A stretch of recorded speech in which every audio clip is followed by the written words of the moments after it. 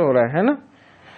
अगला हम जानते हैं दोस्तों, आप समझ गए होंगे एनईएफटी का फुल फॉर्म आता है, उसकी अपर लिमिट और लोअर लिमिट तो कुछ है ही नहीं, ये भी पूछे जाते हैं एग्जाम में, ये चीज़ ध्यान रखिएगा। मैंने आपको थोड़ा डिटेल में बता दिया क्या होता है, आपको मेन चीज़ यही याद रखनी है एनईएफटी की फुल फॉर्म। एनईएफटी जो है वो डोमेस्टिक इलेक्ट्रॉनिक फंड ट्रांसफर के लिए यूज होता है, इंटरनेशनल के लिए यूज नहीं होता, ध्यान रखिए। फॉर डोमेस्टिक जो है पर्पस के लिए ही एनईएफटी का यूज होता है। डोमेस्टिक ब्रांचेस बैंक्स में जो आपस में इलेक्ट्रॉनिक फंड ट्रांसफर होगा उसके लिए एनईएफटी यूज होगा।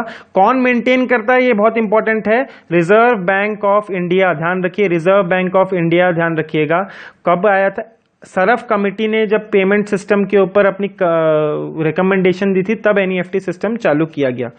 अगला देखें आप, आरटीजीएस। आरटीजीएस दोस्तों क्या होता है, real time gross settlement system. दोस्तों ये क्या होता है, आरटीजीएस की फुल फॉर्म ध्यान रखिए बहुत आती है। इसकी मिनिमम क्या है आपको दोस्तों, 2 लाख रुपए आपके होने चाहिए, तभी आप 2 लाख रुपए आपको ट्रांसफर करने हैं थ्रू इलेक्ट्रॉनिकली, तभी आप जो है रियल टाइम ग्रॉस सेटलमेंट कर सकते हैं, वरना नहीं। 2 लाख से 1 रुपया भी कम होगा तो आरटीजीएस नहीं हो सकता। आप एनईएफटी कर सकते हैं पर आरटीजीएस नहीं कर सकते।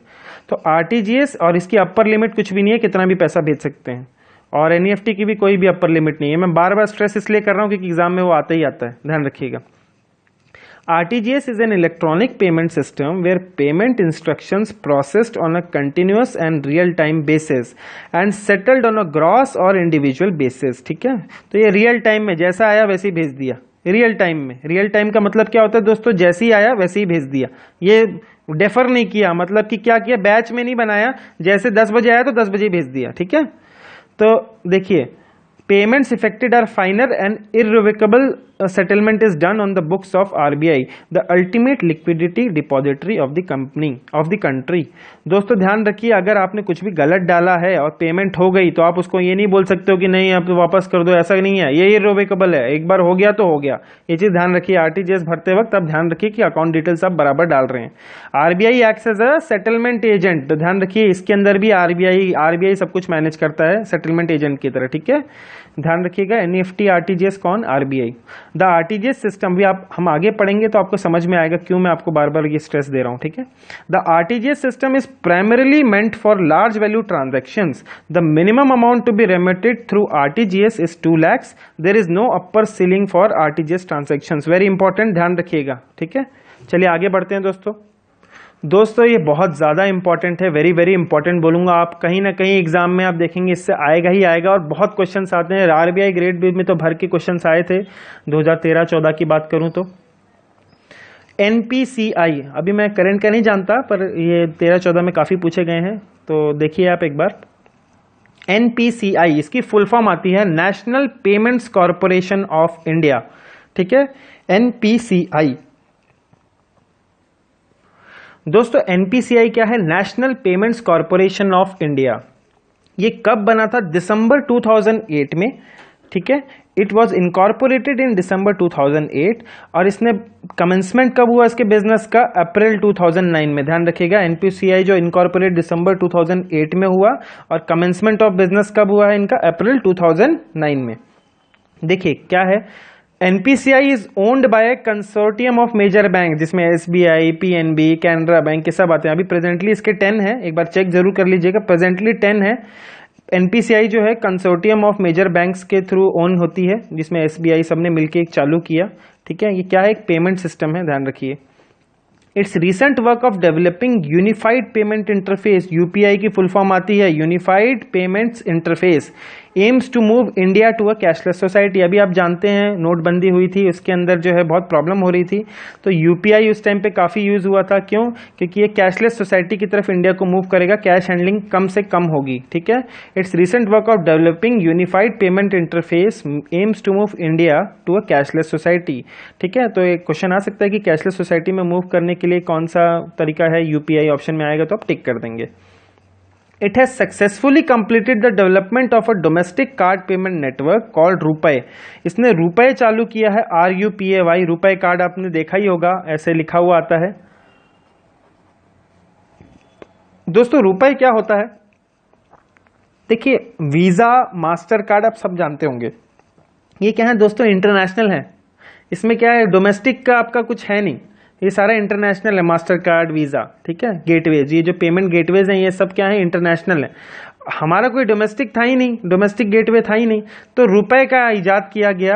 आरबीआई ने बोला कि यार अपना कुछ होना चाहिए, तो national payment corporation of India ने जो domestic card payment network called RuPay जो है डेवलप किया, which is accepted at nearly all ATMs, POS and most of the online merchants in the country.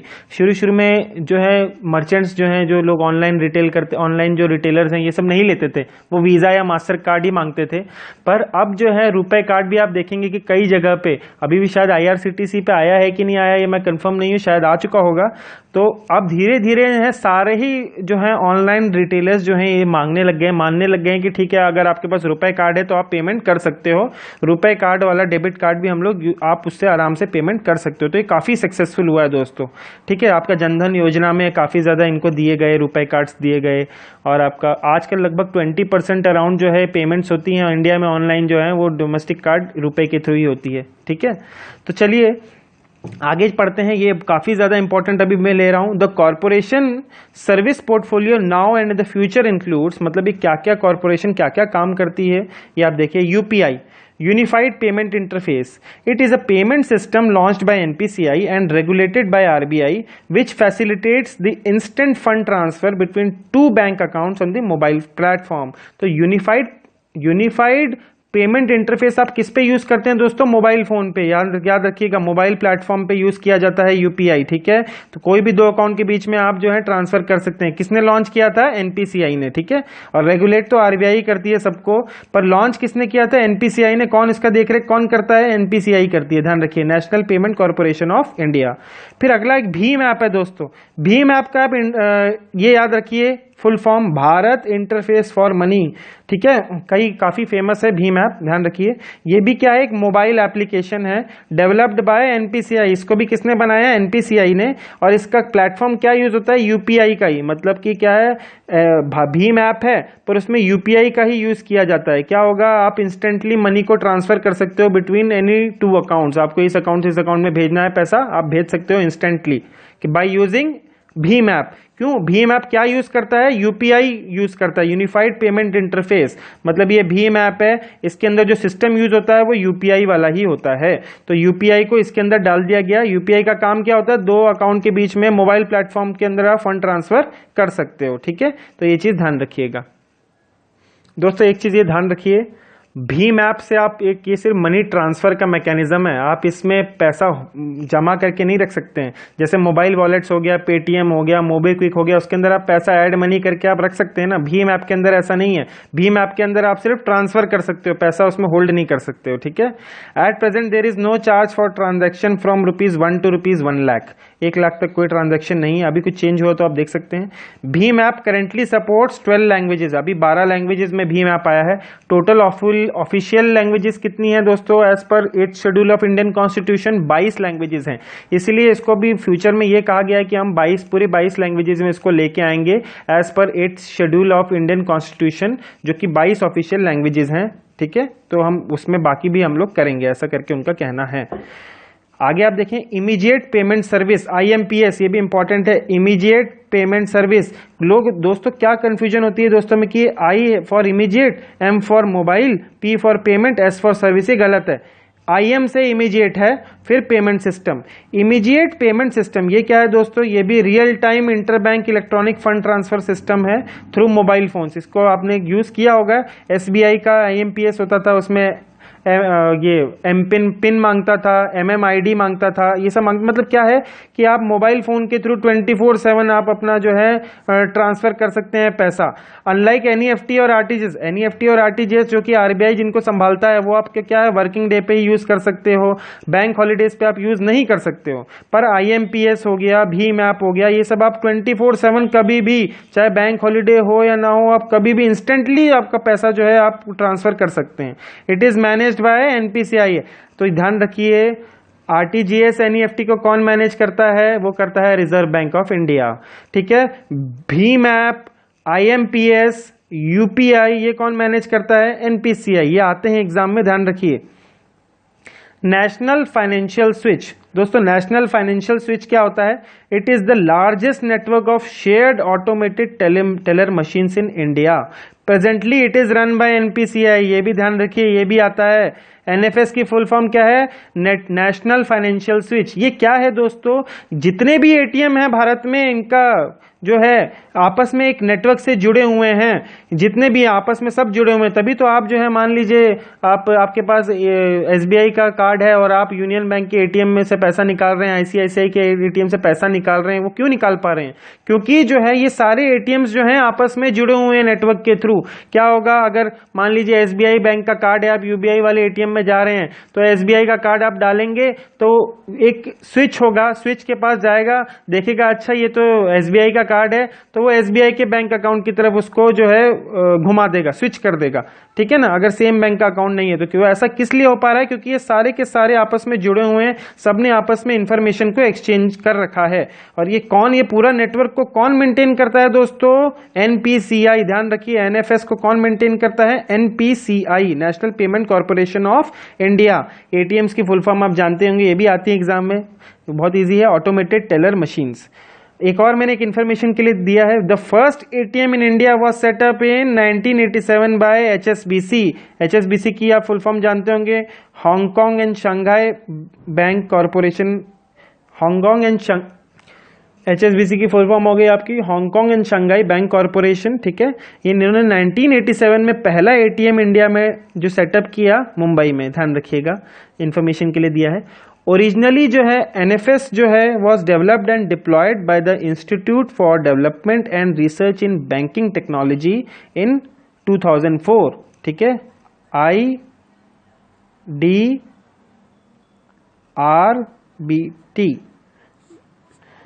Originally जो है ये नेशनल फाइनेंशियल स्विच सबसे पहले किसने डेवलप किया था? 2004 में institute for development and research in banking technology, 2004 में इन्होंने नेशनल एनएफएस का लॉन्च किया।